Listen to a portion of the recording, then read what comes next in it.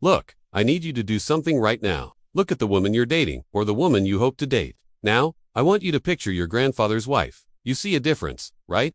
I'm not talking about the clothes or the phone. I'm talking about the actual software they run on.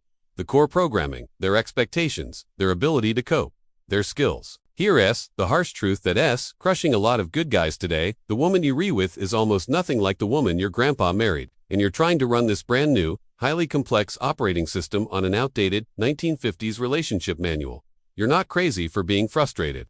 You're not broken for feeling confused. You're just officially waking up. Before we dive into exactly how this has happened, if you're a guy who feels like you're doing everything right or working hard, you're hitting the gym, you're trying to be emotionally available, but you're still coming up short, feeling drained, or always getting dumped, then pay close attention, because you need to stop asking what's wrong with me, and start asking what has changed about the game. Let's start with what I call the competence versus expectation gap. It's massive, it's hilarious. If it wasn't so depressing. Go ahead, try the simple test. Ask a woman under 35 to cook a basic meal, not gourmet. Just a chicken and rice dinner from scratch, without their phone. Seriously, watch the sheer panic. I don't know how, or, that's not my thing. But then, ask about her expectations for you. 6-figure income. Over 6 feet tall. Leadership, provider, protector, plus full-time emotional therapist who cleans up after himself. Back in the day, our grandmothers were masters of the domestic world and masters of emotional regulation. They built stability out of thin air. Today, you have people who can't boil water, but they expect you to be Warren Buffett, Tony Robbins, and a Marvel superhero, all rolled into one. The balance is gone. So, what happened? Social programming. Social media and a whole cultural ecosystem have convinced every woman that she is a queen who deserves worship simply for existing. Not because she's outstanding, not because she's a partner, but just because she is. It breeds this unbelievable sense of entitlement. I heard about a dating profile, true story. Her requirements: over 6'1", makes 6 figures, owns property. Her offer: good vibes and sarcasm. She was 35, in debt, and had 2 kids from different fathers. In her mind, she was the prize. That's not a personal delusion. That's the result of a crazy social script. And here's the kicker: the accountability crisis. Modern women are taught that asking them to contribute is oppression. Ask her to cook dinner. Sexism. Ask her to clean up the mess she made. The patriarchy is back, but expecting you to do everything. That's simply self-worth. The concept of fair, mutual value exchange has been completely deleted from the modern relationship agreement. If you're tired of the emotional drama, it's not in your head. Your grandmother's generation had emotional regulation. They knew feelings weren't facts. Now, every emotion is valid. Every mood swing must be addressed, accommodated, and catered to.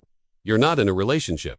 You're managing a permanent emotional crisis. It all leads to the modern role paradox. They want the traditional masculine outcomes: provision, protection, leadership, without offering the traditional feminine contributions: support, nurturing, stability. They want the benefits of a powerful leader and the freedom of an independent spirit without any compromise on either end. The math simply doesn't check out.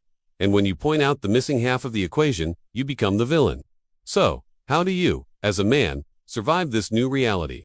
You have 2 choices: accept the modern dysfunction or stand alone. But there's a third way that preserves your dignity: strategic adaptation. First, lower your expectations to 0. Protect yourself from disappointment. Assume she won't cook. Assume she won't clean. Assume she won't contribute much. That way, if she does anything remotely helpful, you're pleasantly surprised, not miserably disappointed. This isn't defeat. It's psychological defense. Second, employ brutal filtering. You have to be ruthless about your non-negotiables. The first sign of entitlement. Walk away. Minimal contribution. Walk away. Excessive, circular emotional volatility. Walk away. Yes, this might filter out 95% of your dating pool. But the remaining 5%, the women who have somehow rejected the programming, are the only ones worth your time, effort, and resources. Third, test the appreciation. Does she appreciate your effort, or does she just expect it? If appreciation is absent, respect is dead, and without respect, love is just a dangerous habit. You are not asking for too much. They are offering too little. Here is the final call to action. Recognize that your grandfather's relationship contract is null and void. You must consciously choose how you navigate this new market. Adjusting your expectations isn't giving up. It's a smart adaptation to a difficult reality. The revolution of accountability starts with one man refusing to accept unacceptable behavior for the sake of his own peace, sanity, and self-respect. Stay strong, filter hard, and choose wisely.